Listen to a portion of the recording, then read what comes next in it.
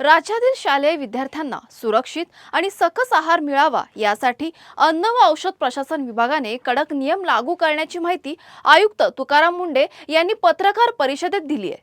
शाळा, अंगणवाडी आणि वसतिगृहांमध्ये अन्न पुरवठा करणाऱ्यांसाठी FSSAI परवाना बंधनकारक करण्यात आलाय।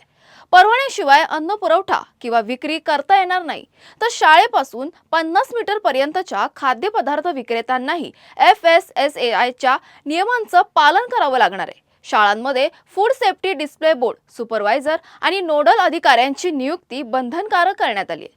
तसेच वर्षातून 2दा अन्न सुरक्षेची तपासणी केली जाणार असून नियमभंग करणाऱ्या शाळांवर कारवाई आणि दंड ठोठावला जाणार आहे।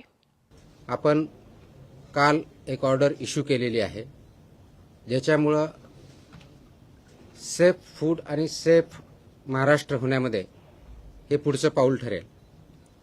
आपल्याला माहिती आहे की महाराष्ट्रामध्ये जवळजवळ 1,08,000 शाळा आहेत आणि जवळजवळ 2 कोटीपेक्षा जास्त विद्यार्थी या शाळेमध्ये जातात आणि शाळेमध्ये कोणत्या प्रकारचं अन्न द्यावं, कशा पद्धतीनं द्यावं याचे काही नियम ठरलेले आहेत। त्याला आपण जे नियम म्हणतो ते स्कूल फूड किंवा सेफ फूडच्या बाबतीत जे आहेत आणि न्यूट्रिशनल स्टँडर्ड्स स्कूलमधले जे असतात त्या पद्धतीनं इम्प्लिमेंट करणं हे अपेक्षित आहे। तर हे जे रूल्स आहेत हे 2020 मध्ये हे रूल्स आले।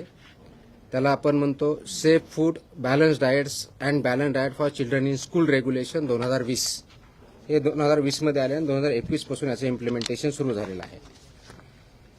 तसं असतानाही बऱ्याच बाबतीत त्याच्यामध्ये काही कन्फ्युजन आहे, क्लॅरिटी काही लोकांना नाही आहे। विशेषवरून कोणत्या विभागानं कोणतं काम करायचं याची जबाबदारी कोणत्या विभागाची आहे, मुख्याध्यापकांनी काय करायचं, पेरेंट्सनी काय करायचं, तिथल्या फूड बिझनेस ऑपरेटरनी काय करायचं, FDAनी काय करायचं याच्याबद्दलही क्लॅरिटी बऱ्याच अंशी नाही आहे।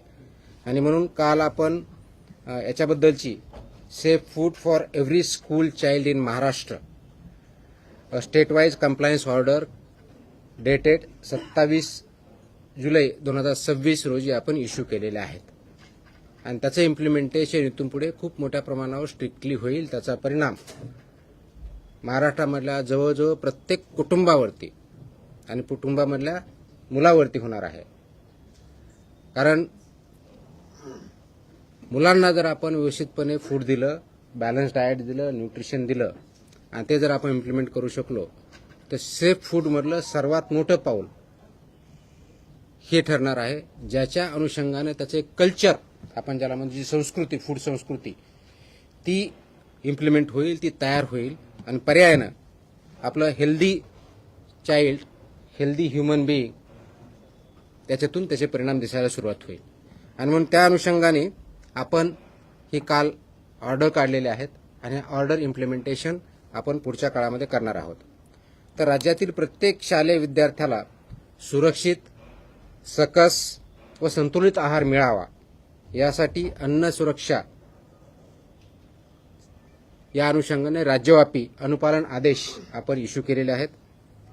याच्यातले ठळक वैशिष्ट्य असं आहे की महाराष्ट्रातल्या सर्व शासकीय, निमशासकीय, अनुदानित, खाजगी, निवासी, नॉन रेसिडेन्शियल आणि सर्व मंडळ, मग ते SSC असेल, CBSE असेल, ICSE असेल, IGCSE असेल, IB असेल, कोणत्याही बोर्डची शाळा जरी असेल त्या सर्वांना हे लागू आहे। एडेड असेल, अनएडेड असेल, प्रायव्हेट असेल, गव्हर्नमेंट असेल, हे कोणतंही डिस्टिंक्शन याच्यामध्ये नाही, सर्व शाळांना हे लागू आहे। ह्या शाळांमधील कॅन्टीन, टकशॉप, मध्यान्ह भोजन केंद्र ज्याला मिड डे मील स्कीम आपण इम्प्लिमेंट करतो ते, वसतिगृहातली स्वयंपाकगृह आणि सर्व अन्न पुरवठादार जे आहेत वैद्य यांचा परवाना आणि नोंदणी अनिवार्य आहे। म्हणजे काय, शाळेमध्ये जे कॅन्टीन असेल किंवा जे मिड डे मील स्कूलमध्ये जे प्रोव्हाइड करतात ते असतील किंवा अंगणवाडीमध्ये जे कॉन्ट्रॅक्टर असतील यांना हे फक्त फसाई लायसन्स असणारेच असू शकतात, जर नसतील तर त्यांना लायसन्सवालेच अपॉइंट करावे लागतील। विदाऊट लायसन्स होल्डर यांना आपल्या स्कूलमध्ये किंवा कॅन्टीनमध्ये किंवा अंगणवाडीमध्ये फूड सर्व करू शकत नाहीत, हा त्याचा अर्थ आहे. त्या अनुषंगाने त्यांना सर्वांना लागू आहे.